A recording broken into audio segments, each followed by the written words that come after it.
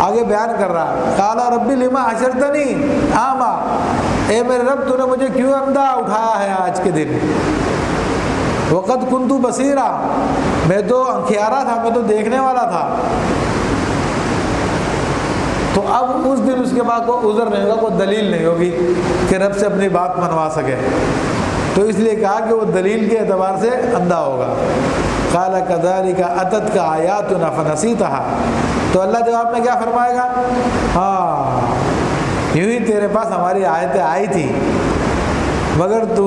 بھول گیا تھا، یعنی اللہ کی آیتوں کو پڑھا تھا مگر پڑھ کے بھول گیا، دیکھیں گے بعد میں کبھی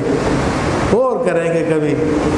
یہ کہہ کے نکل گیا تھا۔ تو کافروں کے سامنے قرآن پہنچتا ہے، قرآن کی آیتیں آتی ہیں، وہ یہی کہتے ہیں کہ دیکھیں گے، اور اس کے بعد پھر بھول جاتے ہیں، تو پھر ان کا حشر قیامت میں یہ ہوگا،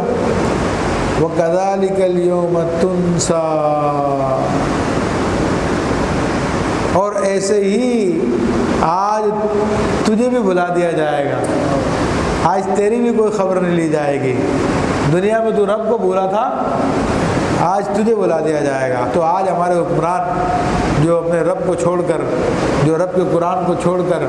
جو اللہ کے حبیب کو چھوڑ کر، اللہ کے حبیب کی سنتوں کو چھوڑ کر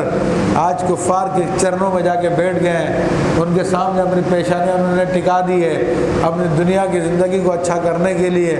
تو یہ ان کے ساتھ یہی حشر ہونا ہے، کیونکہ وہ بھی رب کو بھول چکے ہیں، وہ بھول چکے ہیں کہ سارے معاملات کو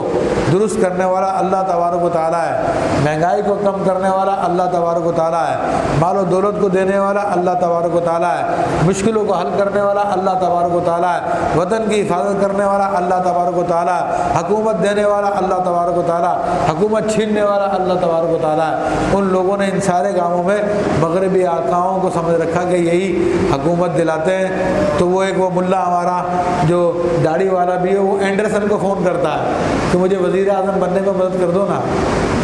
ساری دنیا میں توحید کی باتیں کرتا ہے، مگر حال اس کا یہ ہے، اور سب کا ان کا یہی حال ہے، ان کو پتا ہے کہ جب تک ہم وہاں کی یاترا نہیں کریں گے تو ہماری حکومت نہیں آئے گی۔ تو عزیزان محترم، یہ وہی لوگ ہیں جو قیامت کے دن اندھے اٹھائے جائیں گے، کیونکہ رب کو یہ بھول چکے ہیں، اور رب کو بھولنا یہی ہوتا ہے، یہ نہیں کہ صاف انکار کر دے میں نہیں مانتا رب تجھ کو، ایسے تو بہت سارے کافر نہیں بولتے، عیسائی بھی رب کو مانتے، دیگر لوگ بھی مانتے، ہمارے جو منافقین ہیں یہ بھی مانتے ہیں، لیکن بھولنا یہی ہے کہ رب کے احکام کو فراموش کر دینا۔ وَكَذَلِكَ نَجْزِي مَنْ أَسْرَفَ وَلَمْ يُؤْمِنْ بِآيَاتِ رَبِّهِ، اور اللہ فرماتا ہے اور ایسا ہی ہم بدلہ دیتے ہیں، من اسرفا، اس کو جو حد سے بڑھے اور ہماری آیتوں پہ ایمان نہ لے کر آئے۔ تو اللہ تعالیٰ کی آیتیں کیا ہیں؟ وَتُعِزُّ مَن تَشَاءُ وَتُذِلُّ مَن تَشَاءُ بِيَدِكَ الْخَيْرُ، تو اگر ان کو یقین ہوتا کہ اللہ عزت دینے والا ہے، اللہ ذلت دینے والا ہے، اللہ تبارک و تعالیٰ کے ہاتھ میں ساری بھلائی ہے، تو پھر ان کے چرنوں میں جا کر نہیں جھکتے۔ یہ ہمارے لوگ، یہ ہمارے ہر آدمی کی یہی کہانی ہے کہ جس کو یقین نہیں ہوتا وہی غیر خدا کی طرف مائل ہوتا ہے۔ وَالْعَذَابُ الْآخِرَةُ أَشَدُّ وَأَبْقَىٰ، اور بے شک آخرت کا عذاب سب سے سخت اور سب سے